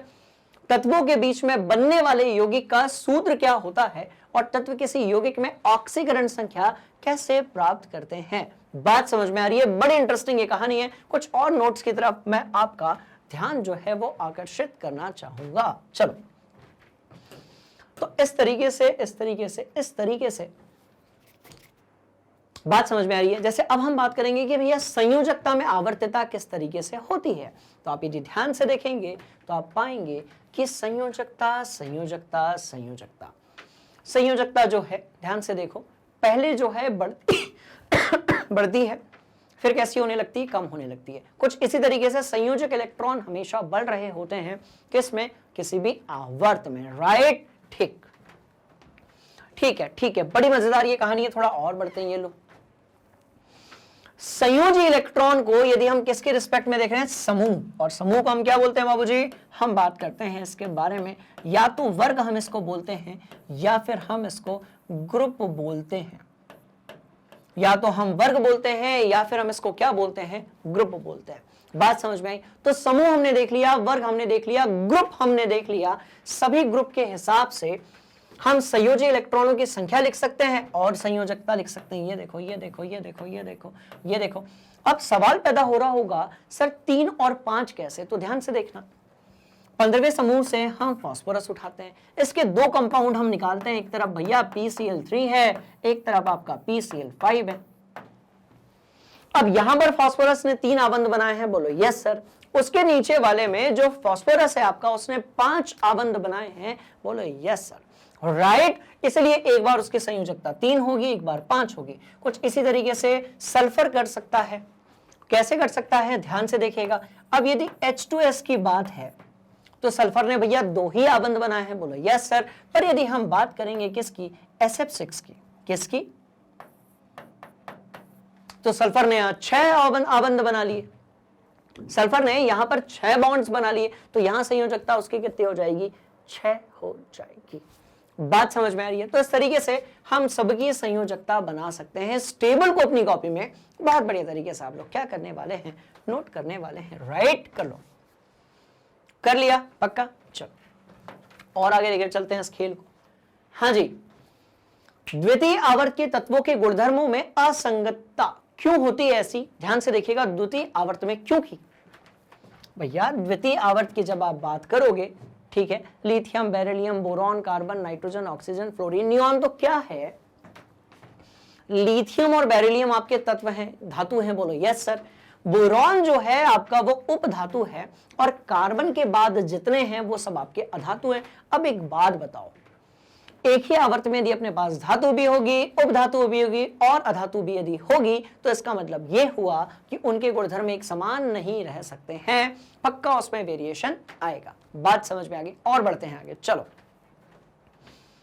चलो चलो चलो चलो, मस्त वाली बात, इसका बढ़िया से स्क्रीनशॉट लिया जाए। सारे कॉन्सेप्ट्स को हम बढ़िया से पढ़ चुके हैं, इंटरेस्टिंग ये कहानी है ना। चलो और आगे बढ़ते हैं, और आगे बढ़ते हैं। ओके भैया, विकर्ण संबंध जो है इसका मतलब क्या होता है, तो ध्यान से देखिएगा। राइट, ध्यान से देखिएगा, विकर्ण संबंध क्या होता है। लिथियम और मैग्नीशियम दिख रहा है, बोलो यस सर। तो लिथियम और मैग्नीशियम जो रहेगा, इनका आकार और इनके जो गुणधर्म हैं वो ऑलमोस्ट कैसे होंगे, एक समान होंगे। इसीलिए इसको हम बोलते हैं विकर्ण यानी कि डायगोनल। ये देखो लिथियम मैग्नीशियम के बीच में क्या दिख रहा होगा, विकर्ण दिख रहा होगा, बोलो यस सर। इनके बीच में आपको विकर्ण दिख रहा होगा। अब बेरिलियम का विकर्ण जो है वो किसके साथ होगा, तो भैया एल्यूमिनियम के साथ होगा। बोरॉन का किसके साथ होगा, सिलिकॉन के साथ। कार्बन का किसके साथ होगा, तो फास्फोरस के साथ। तो इसका मतलब ये हुआ कि इनके जो गुणधर्म है वो कैसे होंगे, एक समान होंगे। बड़े ध्यान से देखो, कार्बन फास्फोरस दोनों अधातु हैं, कार्बन और फास्फोरस दोनों अधातु हैं। कुछ इसी तरीके से बोरॉन और सिलिकॉन भी अधातु हैं, उपधातु हैं। कुछ इसी तरीके से बेरिलियम और एल्यूमिनियम आपकी धातुएं हैं। कुछ इसी तरीके से लिथियम और मैग्नीशियम भी आपकी क्या है, धातुएं हैं। विकर्ण संबंध यदि है तो आकार एक समान होता है और गुणधर्म कैसे होते हैं, एक समान होते हैं। बड़ी इंटरेस्टिंग कहानी। और आगे बढ़ते हैं। चलो देखो लिखा है ना, लिथियम और बेरिलियम किसके साथ करेंगे, तो मैग्नीशियम के साथ करेंगे और एल्यूमिनियम के साथ मिलते जुलते गुणधर्म जो रहेंगे उसको क्या करने वाले हैं, प्रदर्शित करने वाले हैं। इंटरेस्टिंग कहानी। राइट, और आगे बढ़ेंगे। चलो बढ़िया से इस चैप्टर के एक एक कॉन्सेप्ट को निपटाएंगे, क्योंकि भैया बड़ी इंपॉर्टेंट चीजें हम डिस्कस कर रहे हैं और यहां से बहुत सारे पूछे जाते हैं क्या, क्वेश्चंस। अब देखो, बात हो रही है हाइड्राइड्स की, बात हो रही है ऑक्साइड्स की। वे यौगिक जिसमें हाइड्रोजन और एक कोई दूसरा तत्व हो उन्हें हम हाइड्राइड कहते हैं। वे यौगिक जिसमें ऑक्सीजन और कोई दूसरा तत्व हो उन्हें हम ऑक्साइड्स कहते हैं। ये जो टेबल है ये बड़ा इंपॉर्टेंट है, क्योंकि इसमें हमने जो समूह है एक से लेकर पहला, दूसरा, 13वां, 18वां तो नहीं लेंगे हम लोग, क्योंकि वो क्या है, एक प्रकार की उत्कृष्ट गैस है जो कि आपके आबंधों का निर्माण या यौगिकों का निर्माण नहीं करती है। राइट, अब देखो ध्यान से देखो, ध्यान से देखो, ध्यान से देखो, ध्यान से देखो, ध्यान से देखो, इतने सारे आपको तत्व मिलने वाले हैं और उनके आपको मिलने वाले हैं अलग अलग प्रकार के यौगिक। और ये यौगिक ऐसे ही क्यों मिलेंगे, इसके बारे में हम अभी डिस्कस कर चुके हैं। तो ये टेबल अपने को कॉपी में बनाना है। और क्यों बनाना है, क्योंकि जितने अच्छे आपके नोट्स होंगे उतना इफेक्टिव जो है आपके इस चैप्टर की क्या होगी, तैयारी होगी। और कॉन्सेप्ट यदि क्लियर हो गया तो इनऑर्गेनिक केमिस्ट्री में अपन गर्दा उड़ा देंगे। बात समझ में आ रही है, नोट कर लो। चलो hurry up, hurry up, hurry up. कर लिया, बोलो यस सर। थोड़ा और आगे बढ़ते हैं। चलो अब भैया इसी तरीके से धात्विक त्रिज्या भी दी हुई है और आयनिक त्रिज्या भी दी हुई है। इसको भी हमने बहुत बढ़िया तरीके से पढ़ लिया था पिछली कक्षाओं में। बात समझ में आ रही है, इसको भी नोट कर लो। चलो अब आप बोलोगे कि सर सोडियम की यहां पर 186 है और यहां पर सोडियम जो है उसकी 102 है, तो ऐसा क्यों? सोडियम जब अपना एक इलेक्ट्रॉन दान करेगा तो उसकी तीसरी कक्षा खत्म हो जाएगी, सिर्फ उसके पास 2 ही कक्षाएं रहेंगी, इसलिए त्रिज्या कैसी हो जाएगी, उसकी कम हो जाएगी। राइट, और बढ़ते हैं आगे। रासायनिक अभिक्रियाशीलता तथा आवर्तता, रासायनिक अभिक्रियाशीलता तथा आवर्तता जो है, राइट, इसको लेकर हम ट्रेंड से डिस्कस कर चुके हैं। इसको बस आप अपनी कॉपी में नोट कर लीजिए।